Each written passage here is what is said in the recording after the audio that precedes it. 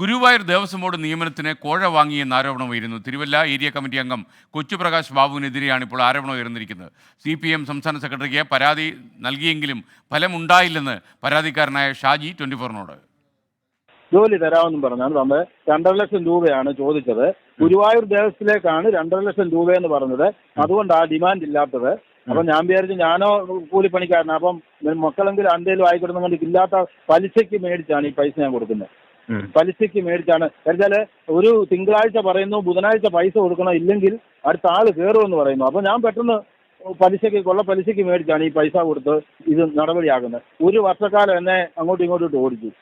Party ബ്രാഞ്ചിൽ കൊടുത്തു, area സെക്രട്ടറിക്ക് കൊടുത്തു, ജില്ലാ സെക്രട്ടറിക്ക് കൊടുത്തു, സംസ്ഥാന സെക്രട്ടറിക്ക് 4 പരാതി, 2 നേരിട്ടും കൊടുത്തു, 2 അയച്ചും കൊടുത്തു. ഒരു നടപടി എന്റെ അടുത്ത് ഈ കിഴക്കുമുറി ബ്രാഞ്ചിൽ നിന്ന് പോലും എന്നെ വിളിച്ചൊന്നു ഈ കാര്യം എന്താണെന്ന് ആരും തിരക്കിട്ടില്ല. ശ്രീജിത്ത് ശ്രീകുമാരൻ പത്തനംതിട്ടയിൽ നിന്ന് വിവരങ്ങൾ അപ്ഡേറ്റ് ചെയ്യുന്നു. ശ്രീജിത്ത്, പറയൂ വിശദാംശങ്ങൾ.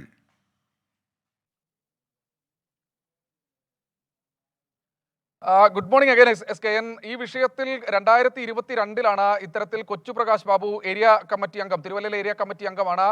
കൊച്ചുപ്രകാശ് ബാബുവിന് DYFI പ്രവർത്തകനായ രതീഷ് എന്നയാൾ മുഖാന്തരം 1.5 ലക്ഷം രൂപ കൈമാറുന്നത് എന്നാണ് ഷാജി പറയുന്നത്. ഇത് അന്ന് തന്നെ അതിനുശേഷം വാർത്തയായിരുന്നു. പിന്നീട് ഈ ജോലി ലഭിച്ചിരുന്നില്ല. പിന്നീട് വർഷങ്ങൾക്ക് ശേഷം, ഏതാണ്ട് 1.5 വർഷങ്ങൾക്ക് ശേഷമാണ് പിന്നീട് ഈ പണം ഏതാണ്ട് 1.5 ലക്ഷം രൂപയോളം തിരിച്ച് പകുതിയായൊക്കെ തിരിച്ച് വാങ്ങിച്ചെടുത്തു. അതിനുശേഷമാണ് ഷാജി ഒരു പരാതിയുമായി പാർട്ടി സംസ്ഥാന സെക്രട്ടറിക്ക് മുൻപാകെ എത്തുന്നത്. അത് ആദ്യം ബ്രാഞ്ചിലും അതുപോലെ തന്നെ ജില്ലാ കമ്മിറ്റിയിലും ഏരിയ കമ്മിറ്റിയിലും ഒക്കെ നൽകിയതിനു ശേഷമാണ് ഈ ഒരു പരാതി നൽകുന്നത്. അതിനൊരു കമ്മീഷനെ പാർട്ടി ജില്ലാ കമ്മിറ്റി നിയോഗിച്ചിരുന്നു. പക്ഷേ ആ കമ്മീഷന്റെ റിപ്പോർട്ടും ഇതുവരെ വന്നിട്ടില്ല. കൊച്ചുപ്രകാശ് ബാബു ഇപ്പോഴും ആകട്ടെ CPIMന്റെ തിരുവല്ല ഏരിയ കമ്മിറ്റി അംഗമായി തുടരുകയുമാണ്. എന്തായാലും സംസ്ഥാന സെക്രട്ടറിയോട് നേരിട്ട് കണ്ട് AKG സെന്ററിൽ പോയി കണ്ട് പരാതി ഉന്നയിച്ചപ്പോൾ ഈ റിപ്പോർട്ട് താൻ ഇങ്ങോട്ട് വാങ്ങി നടപടിയെടുത്തോളാമെന്നാണ് MV ഗോവിന്ദൻ അറിയിച്ചതെന്നാണ് ഷാജി പറയുന്നത്. ഷാജി ഒരു CPIM പ്രവർത്തകനാണ്. ഷാജി നിരവധി തവണ ഇത്തരത്തിൽ പരാതികൾ പറഞ്ഞിട്ടും നടപടിയെടുക്കാത്തതിനാൽ ഇപ്പോൾ പാർട്ടി പരിപാടികളിൽ നിന്നൊക്കെ വിട്ടുനിൽക്കുകയാണ്. മുൻ പാർട്ടി അംഗമാണ്. അംഗത്വം പിന്നീട് പുതുക്കാത്ത ഒരു സാഹചര്യം ഉണ്ടായി. എന്തായാലും പാർട്ടി അണികളും അതുപോലെ തന്നെ തിരുവല്ലയിലെ ഒരു വിഭാഗം പ്രവർത്തകരും ചോദിക്കുന്നത് കോഴിക്കോട് പ്രമോദ് കൊട്ടൂളിക്കെതിരെ നടപടിയെടുത്തത് മന്ത്രിയുടെ പരാതിയിലാണ്.